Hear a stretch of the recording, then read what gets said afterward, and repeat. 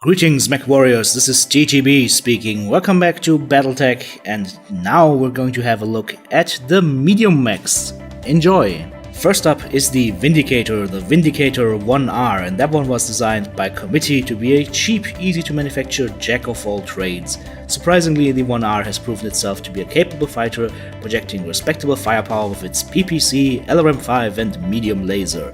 While not as mobile as other medium mechs, it does carry jump jets and it is both heavily armored and very heat efficient. Now that is what I like to hear. Let's have a look at the loadout. The first head weapon slot here with a medium laser. Okay, nice. Then two basic jump jets in the CT. The right arm again carries the PPC just like the Panther. And the right torso features a lot of single heat sinks. Interesting. Left arm features a small laser, the left torso features the LRM-5 rack with LRM ammo as well as 3 single heat sinks, and right leg and left leg both feature one basic jump jet each. That is the Vindicator. Did anybody call Quasimodo? Yeah, we're finally at the 50-ton Hunchback, the Hunchback 4G. A respected and feared medium mech, the Hunchback 4G is a platform built around its primary weapon. Mated with a pair of medium lasers, the 4G's AC-20 is capable of cutting down enemy battle mechs with brutal efficiency. Its primary drawback is its light rear armor and a relatively slow movement speed. Alright, let's look at the loadouts. The head slot features a small laser for short-range combat. Then the right arm has a medium laser, the right torso carries AC-20, that is where the beef's at. And then in the left arm we find a medium laser, and the left torso actually carries 2 tons of AC-20 ammo. Nice. The legs are pretty much straightforward. The right leg carries a single heatsink, and the left leg also carries a single heatsink and another single heatsink just to taunt me. Perfect. So that has been the Hunchback 4G. Next up is the Centurion, the CN9-A, and the Centurion A is designed to complement the Trebuchet as a spotter and direct line mech. In addition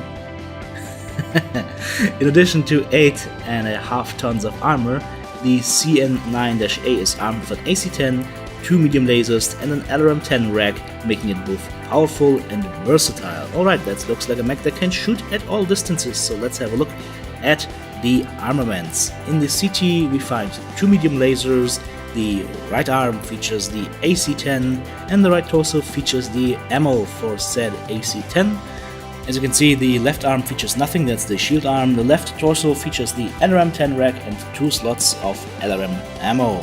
And that is the Centurion, ladies and gentlemen. Moving on to the next Centurion in this beautiful army of medium mechs, the Centurion CN9-AL. And the Centurion AL refit aims to reduce the original CN9-L's dependency on ammo supplies. So this model scraps the AC-10, replacing it with a large laser and a small laser. And in addition, it gains 6 heatsinks and 2 additional tons of armor. So this one should be a little bit more beefy and a little bit more able to melt down enemy mechs with its lasers. If you look at the loadout, we see that the CT bears 2 medium lasers, the right arm bears the large laser and the small laser, the right torso has 2 single heatsinks, the left torso is bearing the LRM-10 rack as well as 2 tons of LRM ammo. And then we look at the legs, there is the right leg with 2 heatsinks and the left leg with 2 heatsinks, and that completes the Centurion 9AL.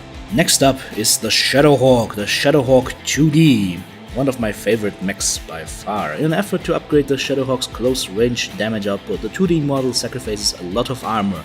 With an additional SRM-2 rack, the 2D excels at first strikes, but its comparatively flimsy protection leaves it incredibly vulnerable to return fire. Oh dear. So, as you can see, the mech features 2 pairs of heatsinks in both legs. The left torso carries an AC-5 jump jet ammo for AC-5 and LRMs. Left arm carries the medium laser as well as the right arm. Right torso, LRM-5 rack, jump jets and ammo, as well as SRM-2s in the head and the CT. And that has been the Shadowhawk 2D. Ah yes, the Griffin 1N. Few mechs can match the ubiquity of the Griffin 1N. Combining high mobility, jump jets and long range, the 1N is a near perfect fire support medium mech. With a single PPC and LRM-10 rack, the 1N can mete out punishment over a very long range, and that is the strength of the Griffin. I'm really looking forward to be using this one, so let's have a look at his armaments. CT features 1 jump jet, right arm PPC, right torso the LRM-10s with 2 jump jets and 2 tons of LRM ammo. The left torso features 2 jump jets again, and then we find a single heatsink in both the right leg and the left leg, and that is basically it. It's a very straightforward long-range fire support mech that can easily hop to destinations where it can't really get any counterfire, or where it can easily flank somewhere behind the enemy from a very long range and then shoot them. Very nice. And there you have it, ladies and gentlemen. Here is the Trench Bucket, the Trebuchet TBT-5N, and that's a fire support mech with extremely heavy armament for its size. It has 2 LRM-15s that allow for massive long-range damage, while 3 medium lasers provide a solution for mechs that venture too close. Main weakness of the 5N, however, is its paper-thin armor. So let's look at the armaments of this mech. You see the right arm carries 2 medium lasers, the right torso carries 1 LRM-15 rack and the ammo for that. The left arm carries a LRM-15 rack and a medium laser, and the left torso carries the LRM ammo. And that is basically it, no added heatsinks or anything. Yep, it is heavily armed. And that of course comes at the cost of armor, so again, keep this guy in second line and well in cover to make sure you can actually utilize it before it dies. Next up is the Shadowhawk 2H, that is a mainline medium mech that's used across known space. It excels at nothing but does not lack in any single area. With jump jets and a mix of weapons, it can keep any enemy on their toes. Very nice. So the head weapon slot had a SRM-2 rack, the CT features the SRM ammo as well as a basic jump jet, the right arm has a medium laser, the right torso has LRM-5 ammo and a jump jet, the left torso features the AC-5, that is the characteristic of the Shadowhawk, with AC-5 ammo and a jump jet, and both right and the left leg feature 1 single heatsink to try and keep the heat at bay, and that is the Shadowhawk 2H, nicely balanced mech to be able to engage at any range. Next up is another Hunchback, the Hunchback 4P, one of my favorite Hunchback variants, and that is a common variant of the Hunchback 4G. The 4P actually removes the AC-20, filling the eponymous hunch in the right torso with 6 medium lasers and raises the number of heatsinks to 26, so this is a laser boat.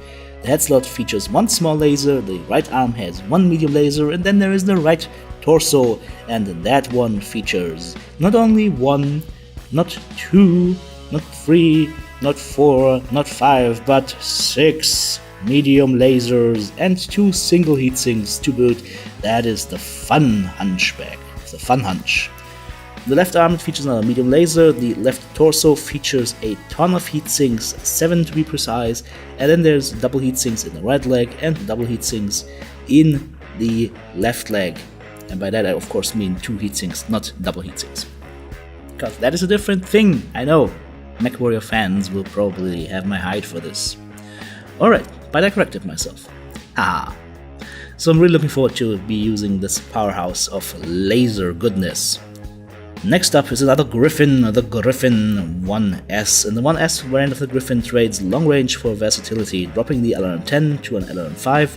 The 1S also trades the PPC for a large laser and 2 medium lasers, increasing its close-in power, and 4 additional heatsinks help the 1S manage the heat.